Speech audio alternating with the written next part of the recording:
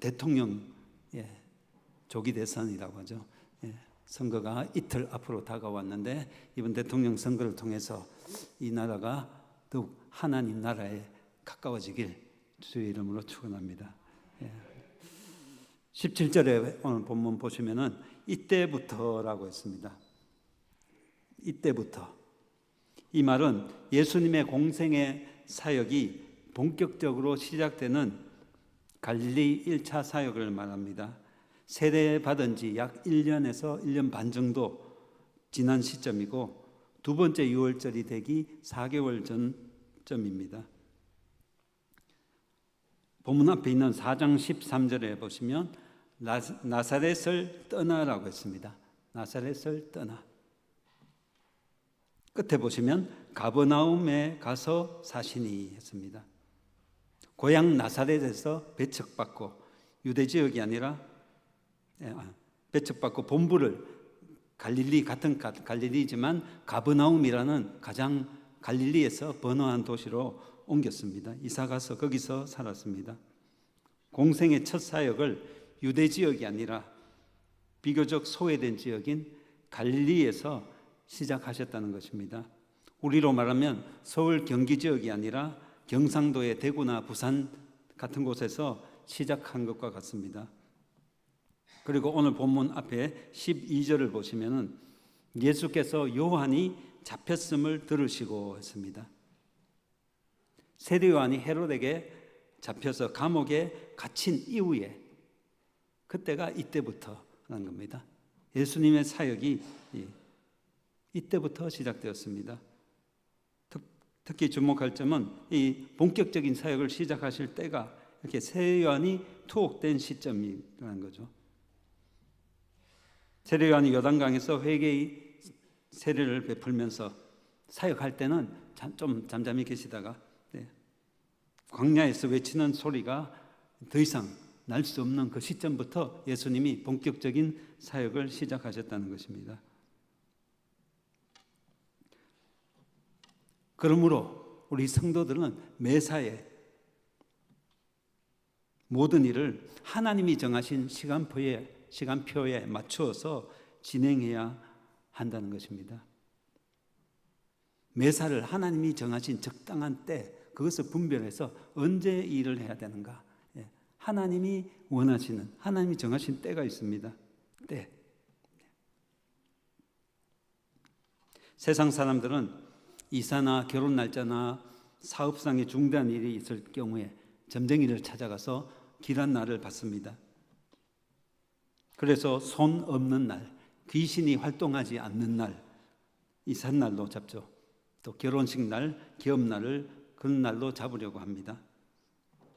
그러나 성도 여러분, 세상 만사는 다 누구 손에 있습니까? 하나님 손 안에 다 있습니다. 결국 모든 일에 가장 적당한 때는 하나님만이 알고 계십니다. 따라서 간절히 기도하는 가운데 하나님 주신 감동과 지혜로 판단하시고 하나님 말씀을 따라서 일을 하시기를 바랍니다.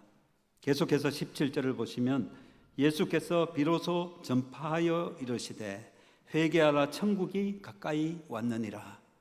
회개하라 천국이 가까이 왔느니라. 이것은 예수님뿐만 아니라 바로 앞에 세례 요한도 똑같은 메시지를 전했습니다.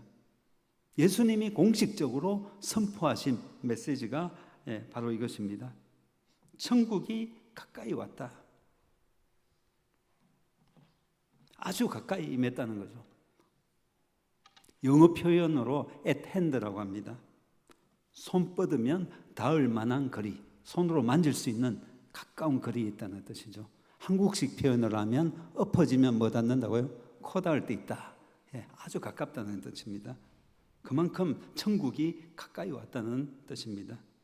아주 가까이 온 이 천국에 들어가려면 조건이 있는데 회개를 해야 됩니다. 회개.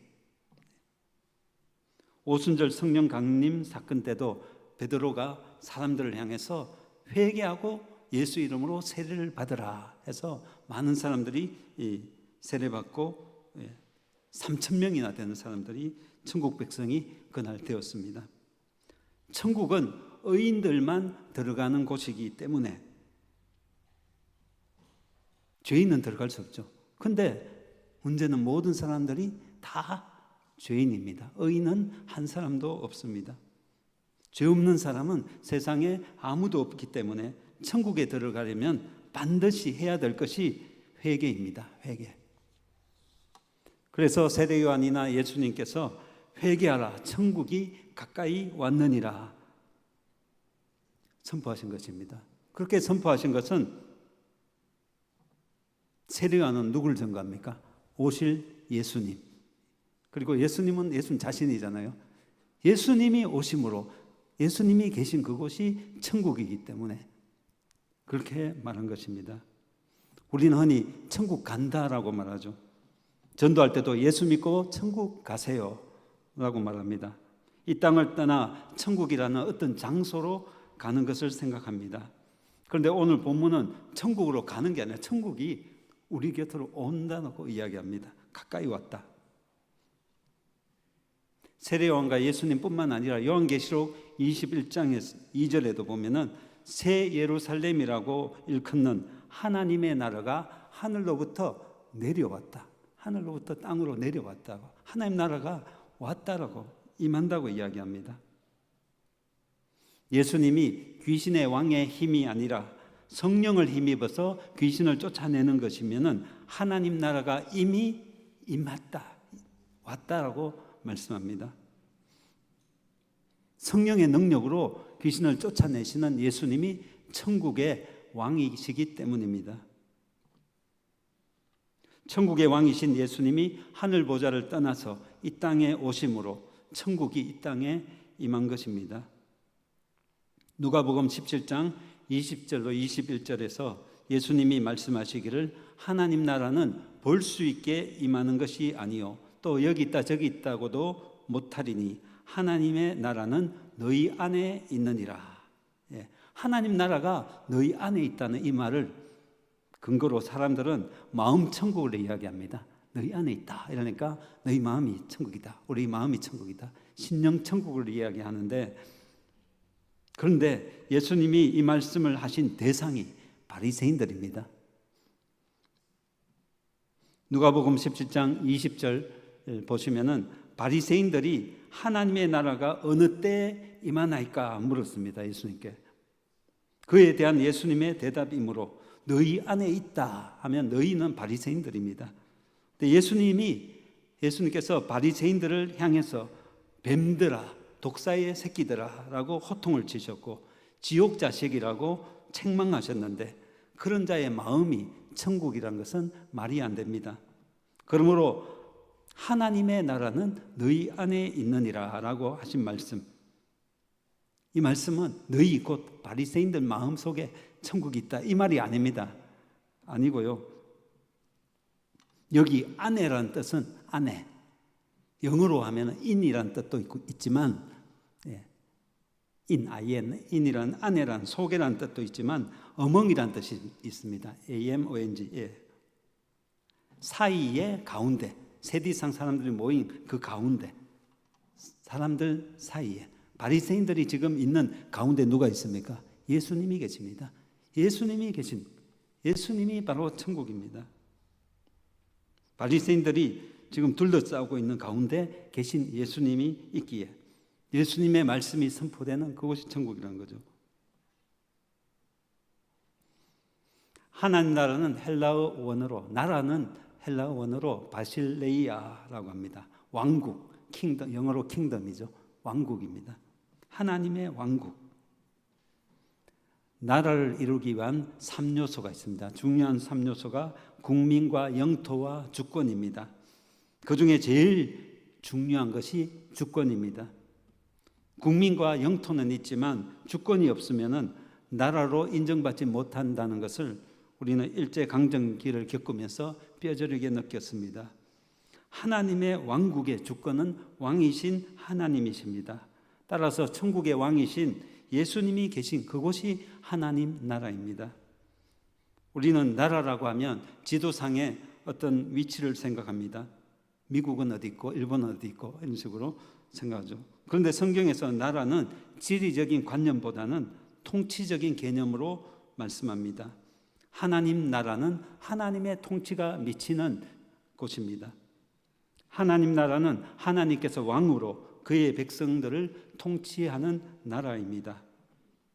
다르게 표현하면 하나님 나라는 하나님의 말씀을 받아들이고 하나님의 뜻이 성취되는 곳입니다. 그러므로 하나님 나라는 여기 있다 저기 있다 장소 개념이 아니라 하나님의 주권을 받아들이는 자들이 있는 곳입니다. 예수님은 이 땅에 하나님의 나라를 세우기 위해 오셨습니다. 왕이신 예수님이 이 땅에 오심으로써 하나님 나라가 이 땅에 시작이 된 것입니다. 바리새인들은 자신들이 하나님을 가장 잘 믿는다고 자처했지만 예수님은 그들을 여러 차례 책망하셨습니다. 마태복음 23장 3절 말씀에 그러므로 무엇이든지 그들이 말하는 바는 행하고 지키되 그들이 하는 행위는 본받지 말라. 그들은 말만 하고 행하지 아니하며. 말만 하고 행하지 않는다. 알지만 행하지 않는다는 거죠. 바리새인들이 백성들의 영적인 선생으로서 하나님 말씀을 가르치지만 그 말씀대로 행하지 않았다는 것입니다. 그러므로 그들은 하나님의 통치를 받아들이지 않는 자들이고 하나님 나라 백성이 아닌 것입니다. 지금도 왕이신 예수님이 그들 가운데 계시지만 바리새인들은 예수님을 믿지 않고 배척하고 예수님의 통치를 받아들이지 않습니다. 그래서 예수님의 말씀대로 너희 아비는 마귀다. 너희는 마귀 자식이다. 라고 하는 말이 옳습니다. 미국 시민은 미국 법을 따르고 한국 사람은 한국 법을 지켜야 합니다. 대한민국 법을 지켜야죠. 그리고 하나님 나라 백성이라면 뭘 지켜야 합니까? 천국 시민은 하나님 말씀, 하나님 법을 지켜야 합니다. 회개하라. 회개하라. 오늘 본문에 회개하라고 했는 이 회개하라. 천국이 가까이 왔느니라. 이 회개는 생각이 한 4-5살부터 생각나죠. 3살 때는 생각이 잘 안 납니다. 4-5살 때부터 어릴 때부터 지은 모든 생각나는 죄들을 다 회개해야 천국 갈 수 있다. 그런 말씀은 아닙니다. 회개하라는 것은 하나님의 나라의 통치를 받아들이라는 뜻입니다.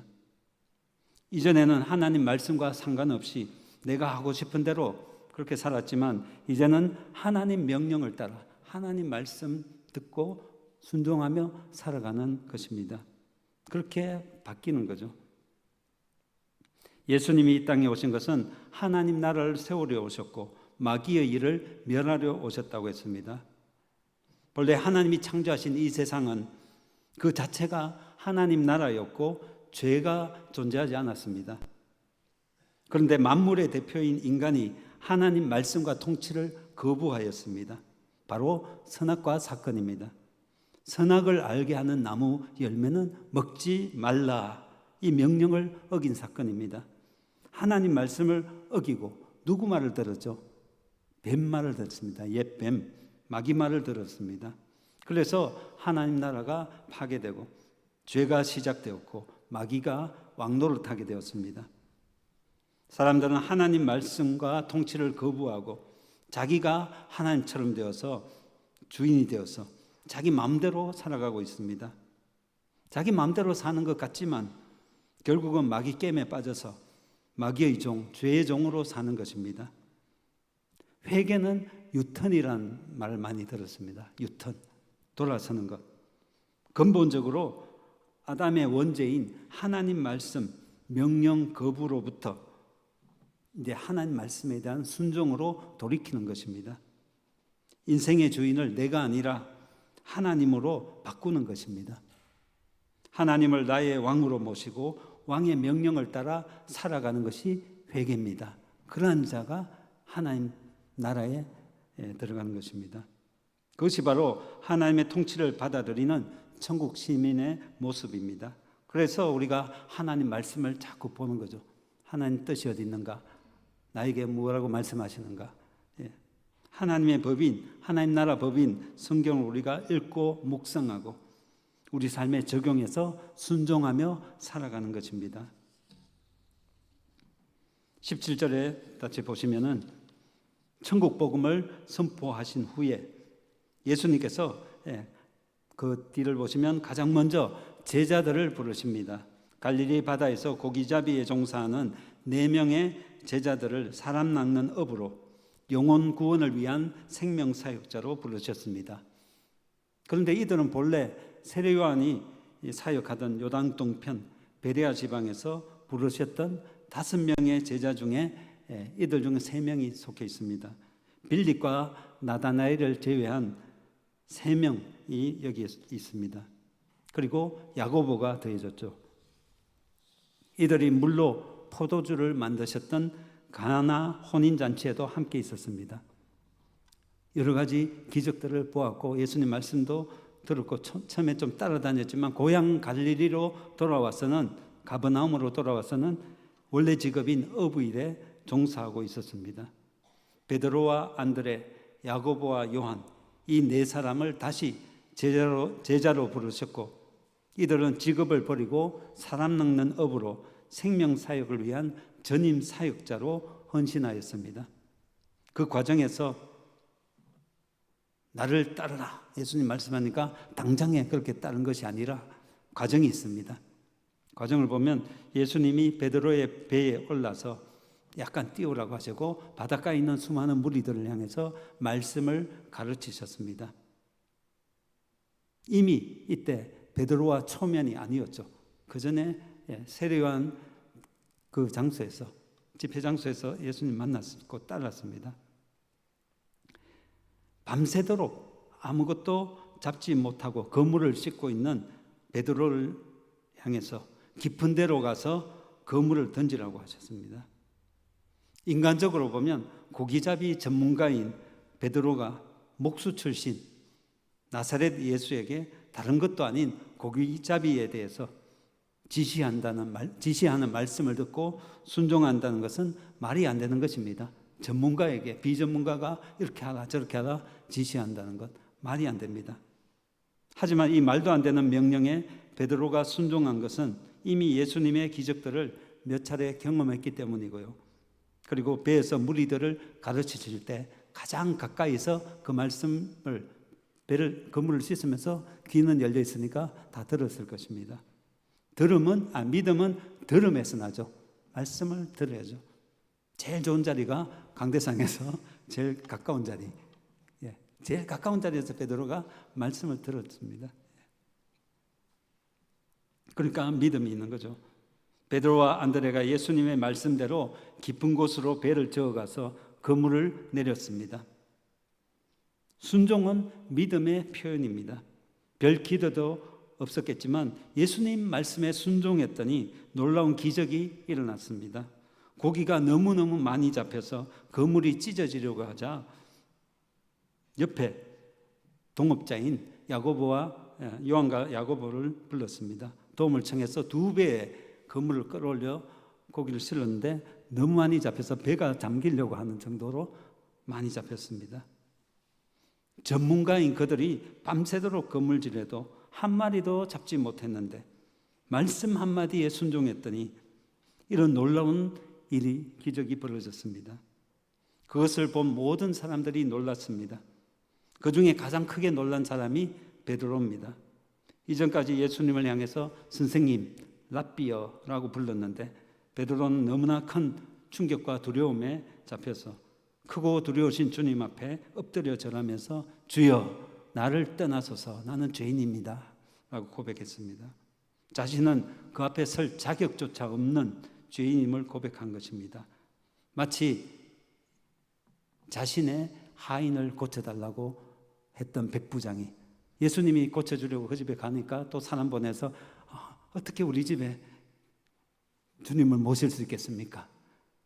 그러면서 감히 우리 집에 오심을 저는 감당치 못하겠습니다. 말씀만 해주십시오. 말씀만 하면 우리 하인이 나을 것입니다. 했던 그 백부장의 고백과 같습니다. 그리고 베드로의 이 고백은 철저한 회개입니다. 나는 죄인입니다. 주님 말씀보다 자신의 힘과 능력을 신뢰했던 교만에 대한 회개입니다.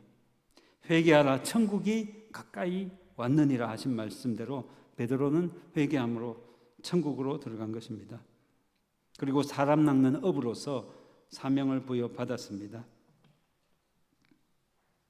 그리고 천국에 합당한 자는 본문 20절에 보시면은 20절과 22절 말씀을 보시면은 버려두고 예수를 따르니라 이 말씀이 있습니다. 버려두고 예수를 따르니라. 베드로와 안드레가 그물을 버려두고 예수님을 따랐고요. 요한과 야고보가 배와 부친을 버려두고 예수를 따라갔습니다. 그렇습니다. 예수님을 따르는 자, 천국에 합당한 자들은 이전에 귀하게 여겼던 모든 것들을 버려두고 예수님을 따르는 자들입니다. 그렇다고 해서 이 말씀을 오해해서 가족은 다 내팽개치고 가정일 다 내팽개치고 남편 밥도 안 해주고 늘 교회 와서 막 교회 일만 하고 그렇게 해서는 안 된다는 거죠. 가족, 자기 친족을 돌보지 않는 자는 불신자보다 악한 자라는 말씀도 있습니다. 가정은 잘 돌보면서 교회도 헌신하고 봉사하는 거죠. 마가복음의 자세한 내용들을 보면 그냥 배 부친을 버려두고 내팽개치고 떠난 것이 아니라 사꾼들을 고용해서 자신들 대신해서 아버지를 돕도록 조치를 취해놓고 갔던 것을 알 수 있습니다. 예수님을 천국에 합당한 자, 천국에 들어갈 자들은 예수님을 가장 귀한 보배로 여기는 자들입니다. 다른 것들을 다 포기하고 예수님을 가장 귀한 보배로 여기고 따르는 자들입니다. 마치 밭에 감추인 보화를 발견하고 그것을 차지하기 위해서 자신의 모든 소유를 팔아서 그 밭을 산 사람과 같습니다. 예수 그리스도를 아는 지식이 가장 고상하기 때문에 이전에 귀하게 여겼던 다른 것들을 배설물처럼 여기는 자들입니다.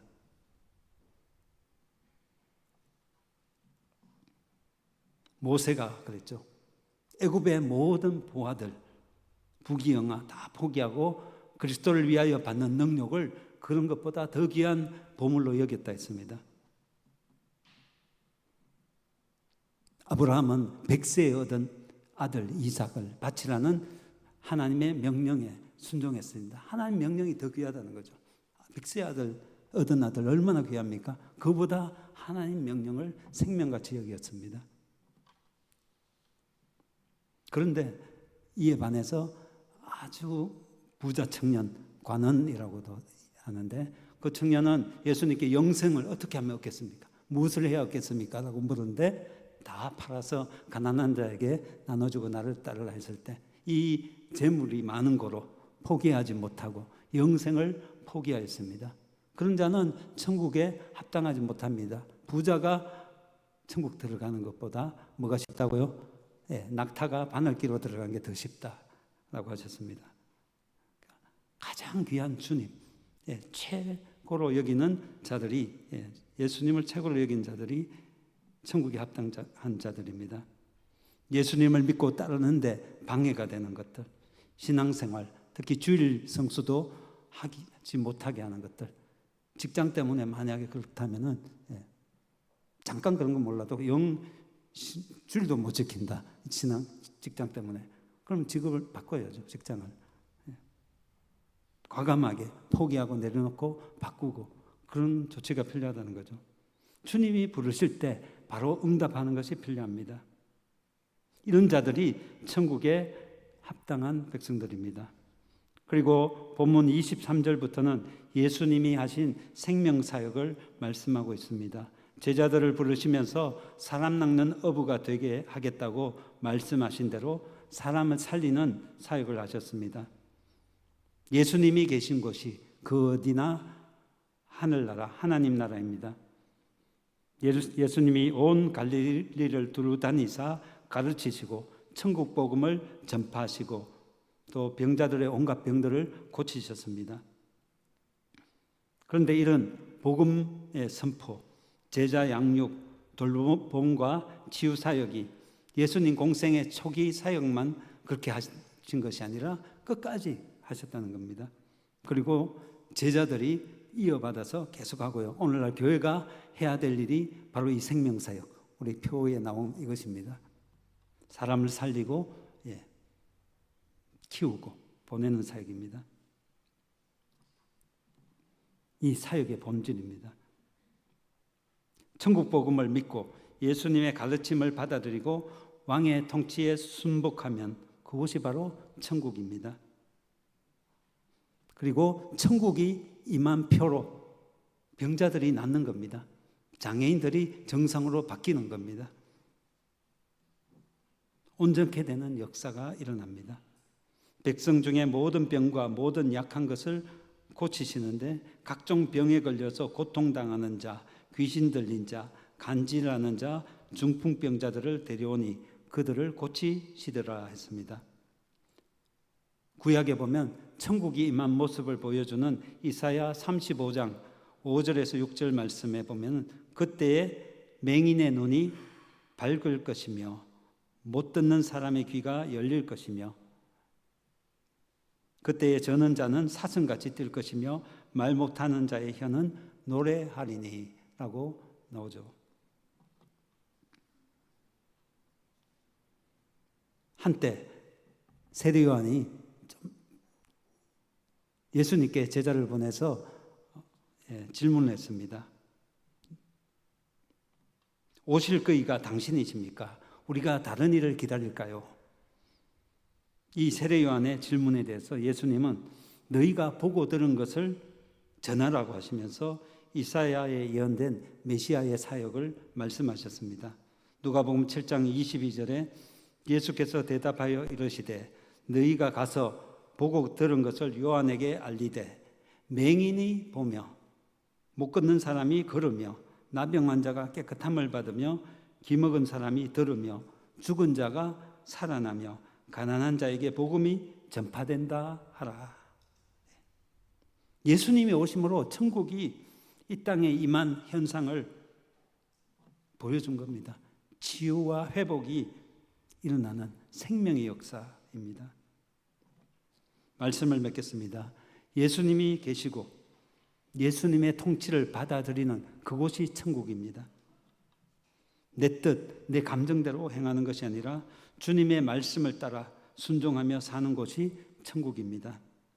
하나님 나라는 너희 안에 있느니라고 하신 말씀이 심령천국을 말하는 것이 아니지만 또 심령천국이 없는 것이 아닙니다.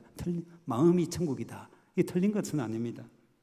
우리 마음에 예수님을 구주로 영접하면 그 사람 마음이 천국입니다. 여러분 가정에 주님을 주인으로 가장으로 모시면 그 가정이 천국입니다. 여러분의 직장과 일터에 예수님을 사장으로 주인으로 모시면 그것이 천국이고요. 천국이 임한 것입니다. 그리고 장차 우리 믿는 자가 죽으면 우리 영혼이 천국 가겠죠. 한쪽에 있는 예수님 십자가에서 한편에 있는 강도에게 회개하는 강도에게 네가 오늘 나와 함께 낙원에 있으리라. 마지막에 회개해서 천국 갔죠. 구원받았습니다. 그리고 마지막에 회개해서 병상 세례받고 회개하고 천국 가는 분이 있습니다. 이 땅에서 마음대로 살다가 자기 마음대로 살다가 마지막에 회개하고 천국 가는 사람. 그리고 일찍이부터 예수 믿고 하는 말씀을 살다가 천국 가는 사람. 누가 더 낫겠습니까? 세상 사람들 볼 때 마음대로 막 하고 싶은 대로 막 하고 살다가 그냥 마지막에 꼴깍하기 전에 예수 믿고 천국 가면 그죠? 그게 낫지 않은가 생각되죠. 근데 그렇지 않습니다. 그죠? 이 땅에서 천국 시민은 이 땅에서부터 주님 말씀 따라서 믿음으로 천국 생활을 하는 자가 더 복된 것입니다. 할렐루야. 하나님 말씀, 주님과 동행하는 사람. 내 주 예수 모신 곳이 그 어디나 뭐라고요? 하늘나라, 하나님 나라 천국입니다. 이 땅에서 천국 생활한 사람이 천국 가는 것이고요. 그리고 의의 면류관이 나를 위하여 예비되었다고 바울이 고백했잖아요. 내가 달려갈 길 다 마치고 이제 믿음 지켰으니 의의 면류관이 예비되었다. 의의 면류관. 그런데 이 의의 면류관 누가 씁니까? 근데 언제 씁니까? 영혼이 쓰지 못합니다. 영혼은 실체가 없기 때문에. 영혼은 존재는 하지만 이거 면류관 쓸 그건 없습니다. 그날에 주신다 했습니다. 그날이 언제겠습니까? 주님이 오신서 이 세상을 심판하고 구원을 완성시킬 그날입니다. 그날 우리가 부활하는 그날입니다. 그날 영광의 면류관을 받는 날입니다. 이 땅에서 살아서 주님 나라를 위하여 헌신하고 수고한 만큼 하나님이 상을 주실 것입니다. 이 귀한 면류관 받는 모두가 되시길 주의 이름으로 축원합니다. 우리 수산교회에 하나님 나라가 임하고요. 교회가 교회는 원래 천국 모델하우스라는 말이 있습니다. 천국을 보여주는 곳입니다. 그런데 다 그렇지는 않은 것 같아요. 교회가 분열하고 싸우고 지옥 같은 모습 보이는 교회가 간혹 있습니다. 그런 교회가 되어서는 안 되죠. 우리 수산교회가 정말 여기 딱 처음 교회 왔는데 천국이 따로 없다. 이곳이구나. 하나님이 주인 되시고 이곳에 또 오고 싶고 정말 떠나기 싫은 교회, 그런 천국 같은 우리 수산교회가 되길 주의 이름으로 축원합니다. 여러분 가정, 교회, 여러분 마음, 그곳에 하나님 나라가 임하시길 주의 이름으로 축원합니다. 기도하겠습니다. 거룩하신 주님 감사합니다. 우리를 사랑하셔서 언제나 붙들어 주시고 은혜 가운데 인도해 주심을 감사합니다. 우리 주님과 동행하며 주의 말씀 듣고 순종하며 살아가는 그 삶이 바로 천국의 삶임을 고백합니다. 우리 모든 삶 가운데 주님 함께 해주시고 주님과 동행함으로 이 땅 가운데서 천국 생활하다가 실제로 보이는 그 천국에 들어가는 우리 모두가 되게 하옵소서. 예수님의 이름으로 기도하옵나이다.